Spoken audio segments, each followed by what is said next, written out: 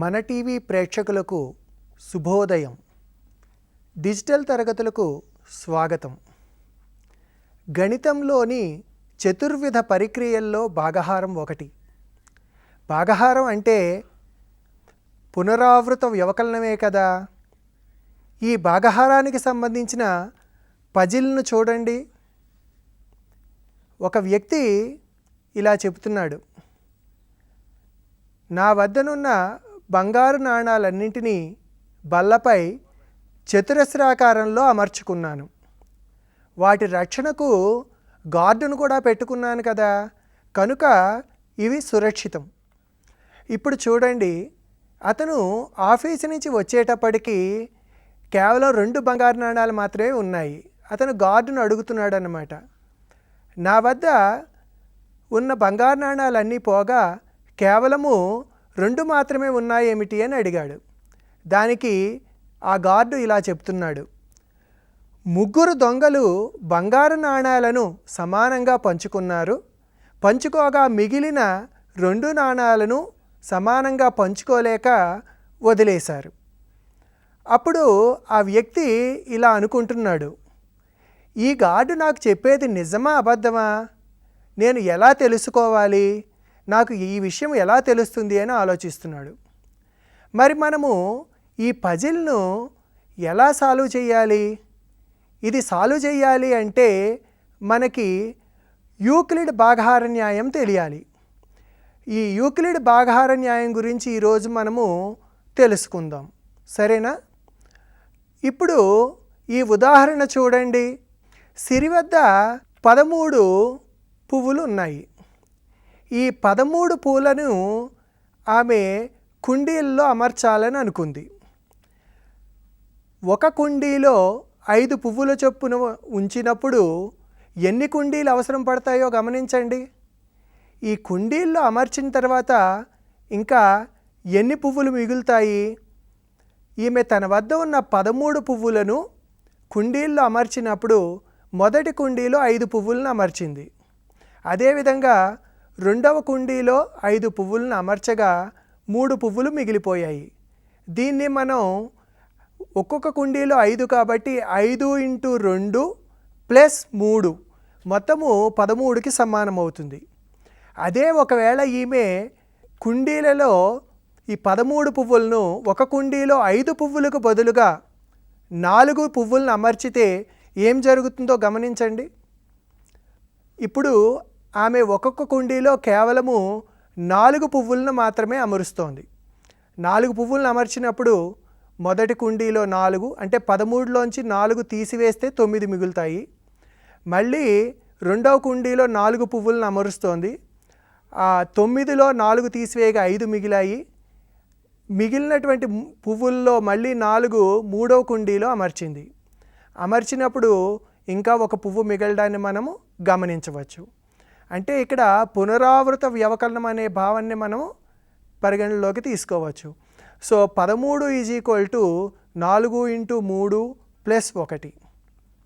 ఒకవేళ ఈ 13 పువ్వుల్నే ఒక్కొక్క కుండీలో 4 బదులు 3 పువ్వులు అమర్చింది అనుకోండి, అప్పుడు ఎన్ని కుండీలు అవసరం అవుతాయి, ఎన్ని పువ్వులు మిగులుతాయి? కేవలం ఇక్కడ ఒక్కొక్క కుండీలో 3 పువ్వులను అమరుస్తోంది. సో 13 పువ్వులలో 3 పువ్వులను అమర్చగా 10 మిగిలాయి. మళ్ళీ ఆ మిగిలిన 10 పువ్వుల్లో 3 అమర్చగా 7 మిగిలాయి. ఆ 7 పువ్వుల్లో మళ్ళీ 3 పువ్వుల్ని మూడవ కుండీలో అమర్చగా 4 మిగిలాయి.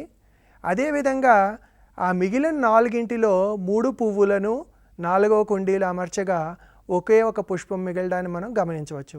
దీన్ని మనం 13 ఒక్కొక్క కుండీలో 3 పువ్వులు కాబట్టి 3 × ఎన్ని కుండీలు ఉన్నాయి? 4 కుండీలు కాబట్టి 3 × 4 + 1గా రాయడాన్ని చూడవచ్చు.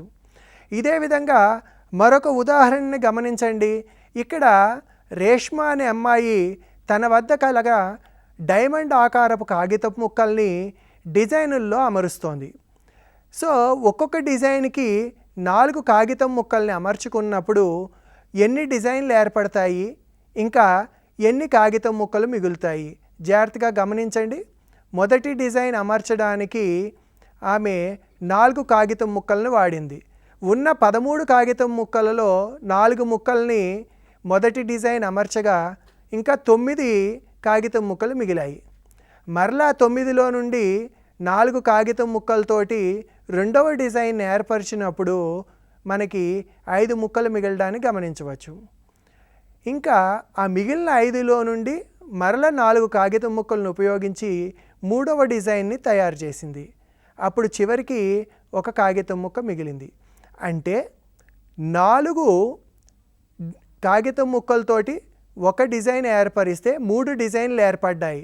కాబట్టి 4 × 3 ప్లస్ 1 మిగలడాన్ని మనం గమనించవచ్చు. ఒకవేళ ఆమె 4 కాగితం ముక్కల బదులుగా 6 కాగితం ముక్కలను ఉపయోగిస్తే ఆ డిజైన్ ఎలా ఏర్పడుతుందనేది చూడండి.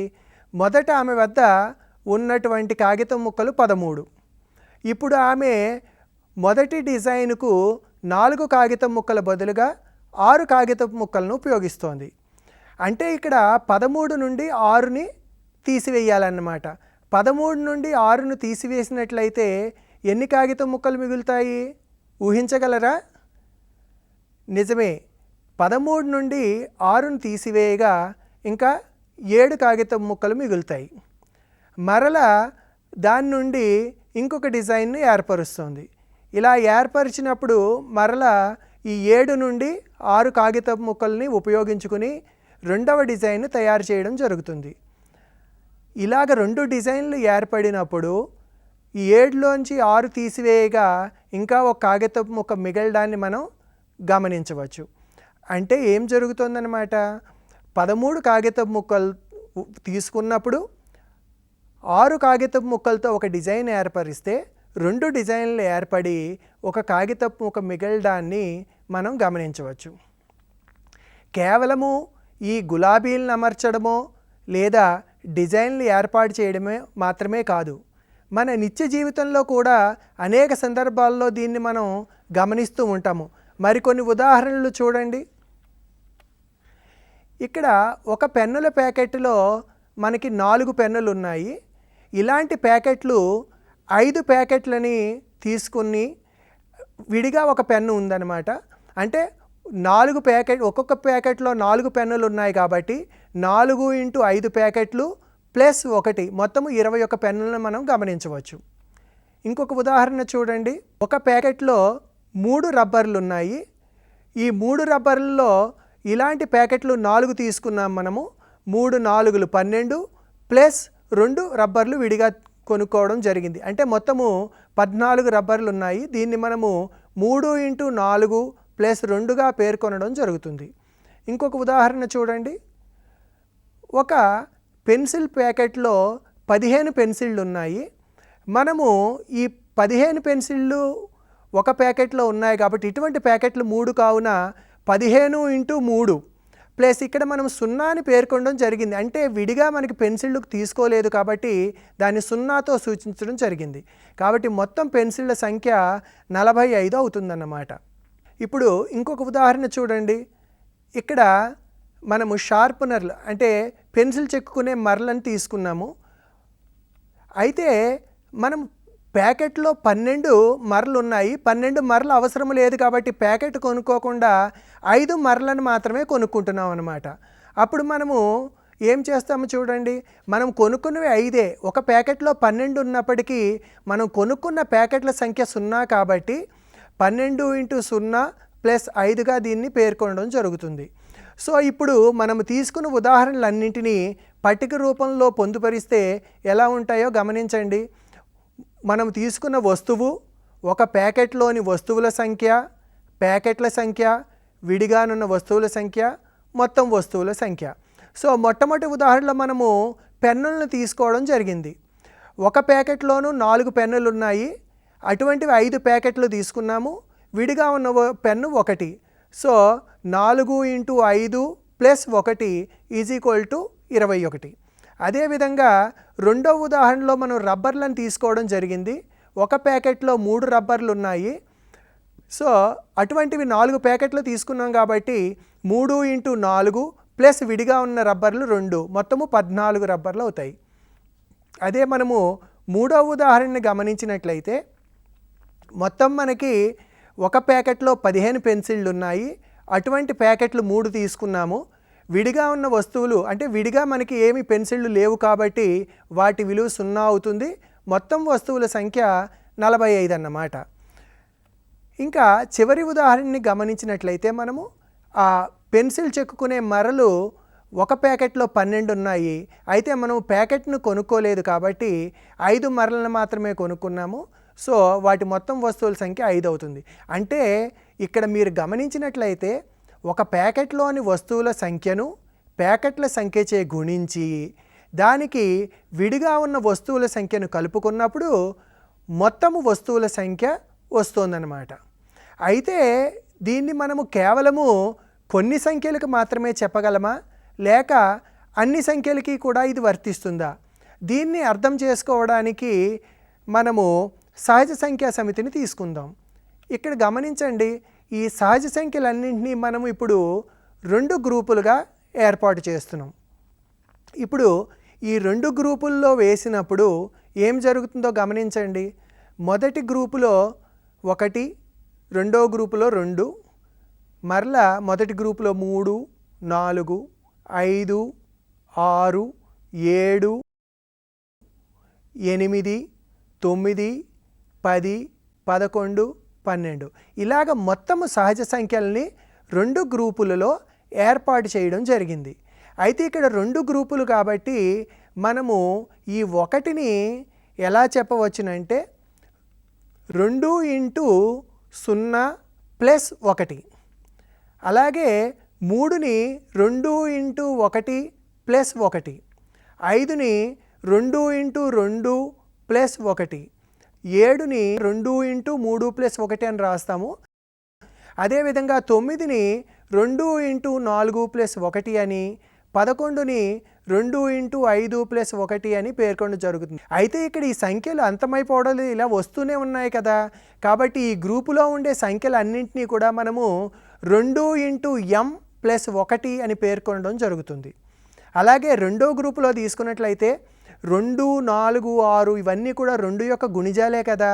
2ని మనం 2 × 1 + 0 అని, 4ని 2 × 2 + 0 అని, 6ని 2 × 3 + 0 అని, 8ని 2 × 4 + 0 అని ఈ రకంగా మనము రాసుకుంటూ పోవడం జరుగుతుందన్నమాట.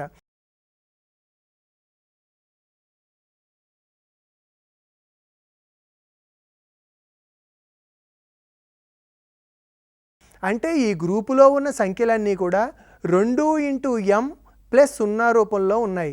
అంటే ఇక్కడ మనం ప్రధానంగా గమనించవలసిన విషయం ఏంటంటే 2 గ్రూపులు చేసినప్పుడు మనకి 2 రకాలైన శేషాలు రావడం సాధ్యమవుతోంది. ఒకటి మొదటి గ్రూపులో ఉండే సంఖ్యలన్నిటికీ శేషం 1 వస్తుంటే రెండవ గ్రూపులో ఉండే సంఖ్యలన్నిటికీ కూడా శేషము 0 వస్తుందన్నమాట. అప్పుడు మనం మొదటి గ్రూపు సంఖ్యల్ని 2m + 1 అని, రెండవ గ్రూపులోని సంఖ్యల్ని 2m + 0 అని రాస్తున్నాం. ఒకవేళ ఇక్కడ ఈ సంఖ్యల్ని 2 గ్రూపులు బదులుగా 3 గ్రూపులుగా చేసినట్లయితే ఏం జరుగుతుందో గమనించండి. ఇవే సంఖ్యలని మనం ఇప్పుడు 2 గ్రూపులు బదులుగా 3 గ్రూపులు చేయడం జరుగుతోంది. ఇలా చేసినప్పుడు ఏం జరుగుతుంది, మనం 3 గ్రూపులు తీసుకుంటున్నాం కాబట్టి మొదటి గ్రూపులో 1 వస్తే రెండవ గ్రూపులో 2, మూడవ గ్రూపులో 3, అదేవిధంగా మరలా మొదటి గ్రూపులో 4, 5, 6, 7 ఇలాగా గ్రూపుల్లో సంఖ్యలను అమరుస్తున్నాం.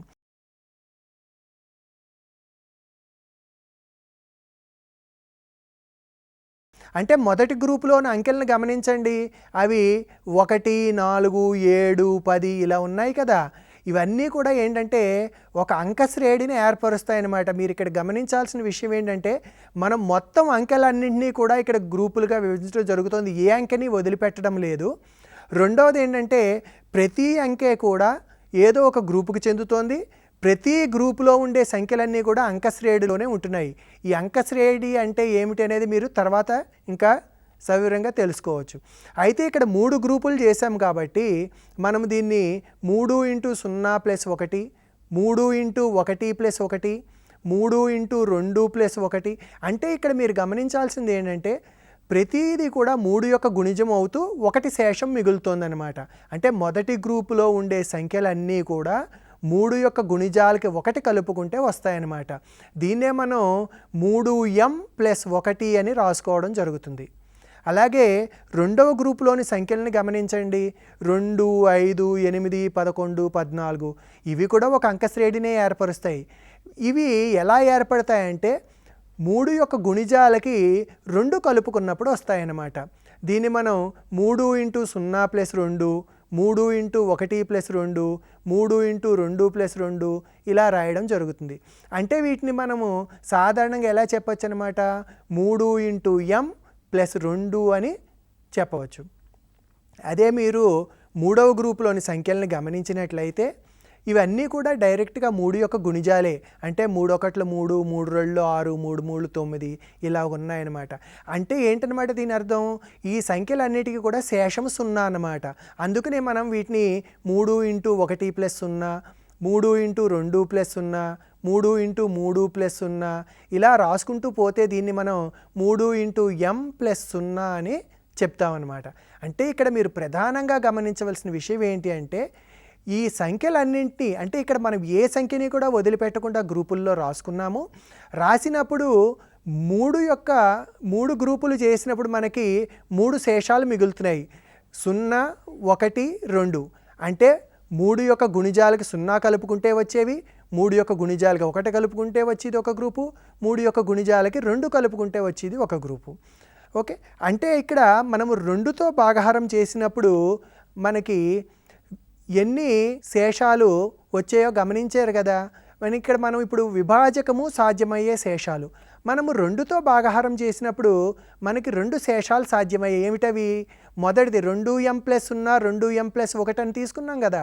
అంటే అక్కడ 0, 1 శేషాలన్నమాట. అదే మనము తర్వాత ఉదాహరణని పరిశీలించినట్లయితే విభాజకం 3 ఉన్నప్పుడు మనకి ఎన్ని శేషాలు సాధ్యపడ్డాయి? 3 శేషాలు. ఏంటవి? 0, 1, 2. అదే ఒకవేళ మనము 4 గ్రూపులు చేసినట్లయితే శేషాలు ఏమొస్తాయో ఊహించగలరా? 4 గుణిజాలకి 0 కలుపుకుంటే ఏర్పడేది, 4 గుణిజాలకి 1 కలిపితే ఏర్పడే గ్రూపు, 4 గుణిజాలకి 2 కలిపితే ఏర్పడే గ్రూపు, 4 గుణిజాలకి 3 కలిపితే ఏర్పడే గ్రూపు. దీన్నే మనము ఇక్కడ శేషాలు 0, 1, 2, 3 అని పేర్కొనడం జరుగుతుందన్నమాట. అలాగే మనం ఒకవేళ విభాజకం 5 తీసుకున్నట్లయితే 0, 1, 2, 3, 4 అనేటువంటి 5 శేషాలు సాధ్యమవుతాయి అన్నమాట. సో ఇలాగ మనము దీన్ని కొనసాగించినట్లయితే చివరికి ఒకవేళ మనం విభాజకాన్ని కనుక b అని తీసుకున్నట్లయితే అప్పుడు మనకి శేషాలు ఏమొస్తాయి అంటే, ఇక్కడ శేషాలు చివరి సంఖ్యను మీరు గమనించినట్లయితే విభాజకము కన్నా కూడా ఒకటి తక్కువగా ఉండడాన్ని మనం గమనించవచ్చు. ఈ శేషాలన్నీ కూడా 0తో ప్రారంభమయ్యి క్రమంగా పెరుగుతూ పోయి ఎక్కడి దాకా ఉంటున్నాయన్నమాట, ఈ తీసుకున్న విభాజకం ఏదైతే ఉందో దానికన్నా 1 తక్కువగా ఉండడాన్ని మనం గమనించవచ్చు. ఓకే, ఇప్పుడు మనం మొత్తం సంఖ్యలను కనుక ఒకటే గ్రూప్ కింద రాసినట్లయితే మరి ఏమని పేర్కొనాలి దాన్ని? ఈ 0, 1, 2, 3, 4, 5 ఇవన్నీ కూడా మనకి పూర్ణాంకాలు అని తెలుసు. ఈ పూర్ణాంకాలన్నింటినీ కూడా ఒకటే గ్రూపు కింద తీసుకున్నట్లయితే దాన్ని మనము 1m+0 అని చెప్పి రాయడం జరుగుతుంది. అంటే ఇక్కడ మీరు ఏ సంఖ్యను తీసుకున్నా కూడా 1తో భాగిస్తే శేషం 0యే కదా. ఇవన్నీ కూడా 1 యొక్క గుణిజాలే అవుతాయి. సో 1m+0 అని పేర్కొనడం జరుగుతుంది. అదే మనము 2 గ్రూపులుగా చేసినట్లయితే ఇక్కడ ఇందాక మనం చెప్పుకున్నట్లుగా 0, 2, 4, 6, 8, 10 ఇవన్నీ కూడా 2 యొక్క గుణిజాలు అవుతాయి. కాబట్టి దీన్ని మనం 2m+0 అని, తర్వాత గ్రూపులో ఉన్నటువంటి 1, 3, 5, 7 ఇవన్నీ కూడా 2 గుణిజాలకి 1 కలుపుకుంటే ఏర్పడేవి. అంటే శేషం 0 వచ్చేవి, శేషం 1 వచ్చేవి. 2 ఉన్నప్పుడు 2 శేషాలు సాధ్యమని చెప్పుకున్నాం కదా. కాబట్టి 2m+0, 2m+1 అని పేర్కొనడం జరుగుతుంది. అదేవిధంగా ఒకవేళ మనం 3 గ్రూపులు చేసినట్లయితే అవి ఏమవుతాయో గమనించండి. 0, 1, 2, 3 అంటే మనం పూర్ణాంకాలను కూడా 3 గ్రూపులుగా విభజించడం జరిగింది. ఇక్కడ మనకి ఏర్పడేటటువంటివి 3 శేషాలు వస్తాయి. మొదటి గ్రూపులో ఉన్న అంకెలన్నీ మీరు 3తో భాగించుకుంటే 0 ఇస్తాయి, వాటిని 3 గుణిజాలు అనొచ్చు. తర్వాత గ్రూపులో అంటే 1, 4, 7, 10, 13 ఇవన్నీ కూడా 3 గుణిజాలకి 1 కలపగా ఏర్పడేవి. అదేవిధంగా 2, 5, 8, 11 ఇవన్నీ కూడా 3 గుణిజాలకి 2 కలుపుకుంటే ఏర్పడివి. ఇంకా మీరు గమనిస్తే ప్రతి గ్రూపులో ఉండే సంఖ్యలన్నీ కూడా అంకశ్రేణిలోనే ఉంటాయన్నమాట. వీటిని మనం 3m+0, 3m+1, 3m+2 అని పేర్కొనడం జరుగుతుంది. ఇంకా మనం ఇప్పుడు ఇక్కడ గమనించినట్లయితే బి అంటే విభాజకము. విభాజకం 2 ఉన్నప్పుడు ఇక్కడ శేషముకి ఎన్ని అవకాశాలు ఉన్నాయి మనకి? 0, 1. అప్పుడు మనం ఆ సంఖ్య ఏ రూపాల్లో ఉంటుందని చెప్పుకున్నాము? 2q+0, 2q+1 2 రూపాలు ఉండడాన్ని గమనించవచ్చు. ఒకవేళ విభాజకం కనుక 3 అయినట్లయితే మనకి 3 శేషాలు సాధ్యపడతాయి. ఏంటవి? 0, 1 మరియు 2. అప్పుడు ఏ యొక్క రూపాలు ఏముంటాయి? 3q+0, 3q+1, 3q+2. అదేవిధంగా విభాజకము 4 ఉన్నట్లయితే మనకి 4 శేషాలు సాధ్యపడతాయి. అవి 0, 1, 2 మరియు 3. అప్పుడు మనకి ఏర్పడేటువంటి సంఖ్యల యొక్క రూపాలు 4q+0 కానీ, 4q+1 కానీ, 4q+2 కానీ, 4q+3 కానీ. అంటే మీరు ఏ పూర్ణాంకాన్ని తీసుకున్నా కూడా 4 గ్రూపులు చేసినట్లయితే అవి ఈ 4 రూపాలు అంటే 4q+0, 4q+1, 4q+2, 4q+3 ఈ 4 రూపాల్లో ఏదో ఒక రూపంలో ఖచ్చితంగా ఉండి తీరుతుందని అర్థం అన్నమాట. ఒకవేళ మనం విభాజకం 5 తీసుకుంటే దానికి ఎన్ని శేషాలు సాధ్యపడతాయో అక్కడ ఏర్పడేటువంటి ఏ యొక్క రూపాలు ఏమిటో మీరు రాయడానికి ప్రయత్నించండి. ఓకే, ఇప్పుడు మనం ఒకవేళ కనుక విభాజకం బి తీసుకున్నట్లయితే మనకి ఏమేమి శేషాలు సాధ్యపడతాయి? 0, 1, 2, 3 ఇలాగా మనము విభాజకం కన్నా ఒకటి తక్కువ అంటే b-1 దాకా రాసుకోవడం జరుగుతుంది. అప్పుడు మనకి మొత్తము ఆ సంఖ్యలు ఏ రూపాల్లో ఉండొచ్చు అనమాట? bq+0, bq+1 ఇలాగ మనము చివరికి bq+b-1 దాకా ఉండేటువంటి రూపాలని మనం గమనించవచ్చు. ఓకే, ఇంకా మనము ఇప్పుడు మనం ప్రారంభంలోనే చెప్పుకున్నాం భాగహారం అంటే పునరావృత వ్యవకలనము అని. అంటే మనము 2 సంఖ్యలను తీసుకున్నాము. ఆ 2 సంఖ్యలు ఏంటంటే ఒక సంఖ్య 7, మరొక సంఖ్య 3. ఈ 7 అనే సంఖ్యను సూచించడానికి 7 చదరపు యూనిట్లు తీసుకోవడం జరిగింది. b3 అంటే విభాజకం 3 అన్నమాట. ఇప్పుడు గమనించండి ఏం జరుగుతుందో. అంటే మనము పునరావృత వ్యవకలనం అంటే 3 బ్లాకుల్ని దాని నుండి తొలగిస్తున్నాం అన్నమాట. సో మొదట మనము తీసుకున్నప్పుడు ఒక బ్లాకు 3 గళ్ళని పక్కకి తీసివేయడం జరిగింది. మరలా ఇంకొకసారి ఇంకొక 3 బ్లాకులను తీసివేయడం జరిగింది. చివరికి ఎంత మిగిలింది? 1. ఆ 1 శేషం అవుతుందన్నమాట. అంటే 7 అనే సంఖ్యని 3తో భాగహారం చేస్తే 2 సార్లు భాగించబడి 1 మిగులుతుందన్నమాట. అంటే ఈ శేషం అనేది మనకి సాధారణంగా ఏమేమి రావడానికి అవకాశం ఉంటుంది గమనించండి. ఒకవేళ బ్లాకులు ఏమి మిగలకపోతే శేషం 0 అంటాము. ఇక్కడ ఈ సందర్భంలో ఒక బ్లాక్ మిగిలింది కాబట్టి శేషం 1 అన్నాము. లేదు 2 బ్లాకులు మిగలచ్చు అంటే శేషం 2 అవుతుంది. 3 బ్లాకులు మిగిలే అవకాశం ఉంటుందా? ఉండదు. ఎందుకని? ఒకవేళ 3 బ్లాకులు మిగిలితే దాన్ని మళ్ళీ మనం వేరొక యూనిట్గా తీసుకోవడం జరుగుతుందన్నమాట. అంటే ఎప్పుడూ కూడా శేషం అనేది ఏం జరుగుతోంది? 0 అయినా ఉండొచ్చు, లేదా మనం ఏదైతే విభాజకం తీసుకున్నామో ఆ సంఖ్య కన్నా ఒకటి తక్కువగా అయినా ఉండొచ్చు అని మనము ఈ ఉదాహరణ నుంచి అర్థం చేసుకోవచ్చు అన్నమాట. ఇప్పుడు దీన్నే మనము భాగహార న్యాయం అని చెప్తాం అన్నమాట. అంటే ఏంటంటే ఏ మరియు బి అనేటువంటి 2 పూర్ణ సంఖ్యలు తీసుకున్నట్లయితే ఎప్పుడు కూడా ఏం జరుగుతుందన్నమాట? మనం మొట్టమొదటి ఉదాహరణ నుంచి కూడా గమనిస్తున్నాము. b/q+r = a అని. దాన్నే మనం a = bq+r అని రాస్తాము. అంటే ఏంటనమాట? మనకి ఇందులో మనం గమనించినట్లయితే శేషం అనేది ఏం జరుగుతోంది? 0కి సమానం కావచ్చు కానీ bకి ఎప్పుడు సమానం కాదనమాట. bకి సమానమైందంటే దాన్ని మనం మరొకసారి భాగించవచ్చని అర్థం. కాబట్టి 0 ≤ r b అని చెప్తాము. ఇలా అయ్యేటట్టుగా ఏకైక రుణేతర పూర్ణ సంఖ్యలు q మరియు r అనేటువంటివి వ్యవస్థితము అవుతాయి అని మనకి అర్థమవుతుందన్నమాట. దీన్నే మనం ఏమంటాము? యూక్లిడ్ భాగహార న్యాయము అంటాం. నిజానికి ఈ భాగహార న్యాయం యూక్లిడ్ కన్నా ముందరే తెలిసినప్పటికీ 2 కారణాల చేత దీన్ని యూక్లిడ్ భాగహార న్యాయం అని పేర్కొనడం జరుగుతుంది.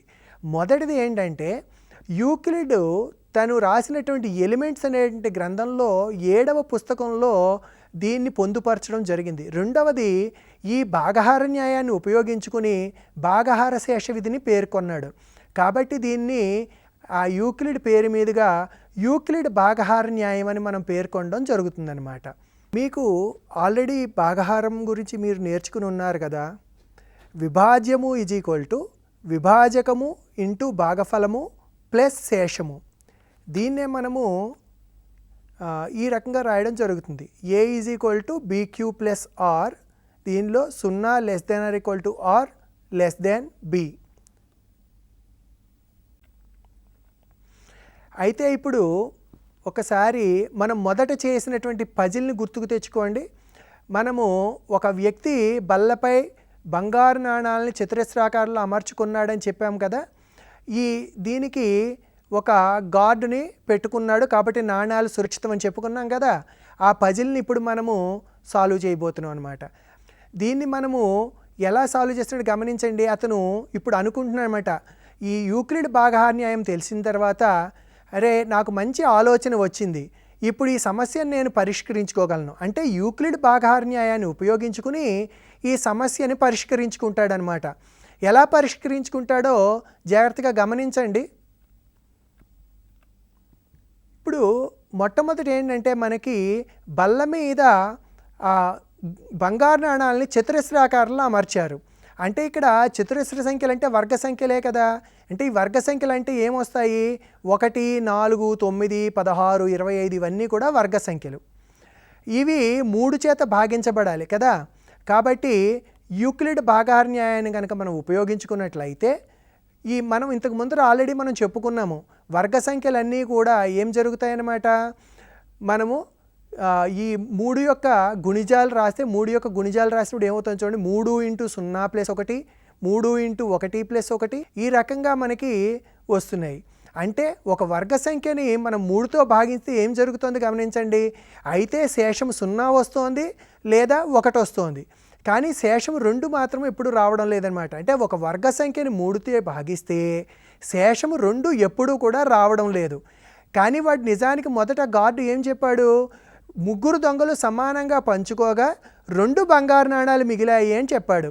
అయితే ఇక్కడ మనం 3తో భాగాహారం చేసినప్పుడు ఏ వర్గ సంఖ్యకి కూడా 2 శేషం రావడం లేదు. అంటే ఏంటనమాట, ఈ దొంగలు వచ్చారు ఎత్తుకెళ్ళిపోయారు అనేది అబద్ధం అనమాట. గార్డు ఆ నాణాలను తీసుకుని ఈ 2 మిగిలాయని చెప్పాడు. అతనికి తెలియక అలా చెప్పాడు అనమాట. గార్డే మోసం చేశాడనే విషయం అర్థమవుతుంది. ఇక్కడ మనము సంఖ్యల్ని తీసుకుని చెప్పడం జరిగింది కదా. దీన్నే మనం ఇప్పుడు ఏ రకంగా రుజువు చేయొచ్చో చూడండి. ఒక సంఖ్య 3 చేత భాగించబడింది అంటే అర్థం ఏంటి, మనం సాధారణంగా పూర్ణాంకాలను తీసుకుంటే 3 భాగాలు ఎప్పుడైతే చేసామో ఇవన్నీ కూడా ఏ రూపాల్లో ఉంటాయి, 3k లేదా 3k + 1 లేదా 3k + 2 రూపంలో ఉంటాయి. అయితే ఇక్కడ మనకి ఏమని చెప్తున్నాము, ఈ మనం తీసుకున్న సంఖ్య వర్గ సంఖ్య కాబట్టి ఈ ఇచ్చిన సంఖ్యల యొక్క వర్గాలని కనుక్కోవాలి. అంటే 3k² మనం తీసుకున్నట్లయితే అది 9k² అవుతుంది. దాన్ని మనం 3 × 3k² రాయొచ్చు. అలాగే రెండవది 3k + 1² రాసుకున్నట్లయితే అది 3 × 3k² + 2k + 1గా ఉంటుంది. అలాగే 3k + 2² మీరు గమనించినట్లయితే అది 3 × 3k² + 4k + 1 + 1.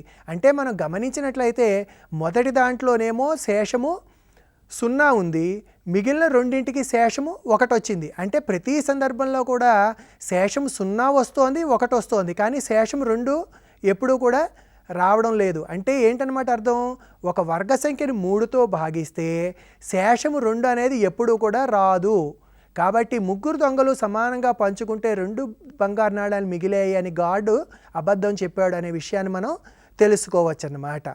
సరేనా?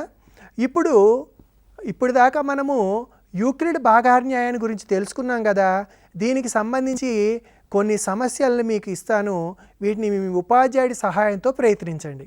మొదటి సమస్యని రాసుకోండి. ఏదైనా పూర్ణ సంఖ్య mకు వర్గ సంఖ్యలన్నీ 5m లేదా 5m + 1 లేదా 5m + 4 రూపంలో ఉంటాయని చూపండి.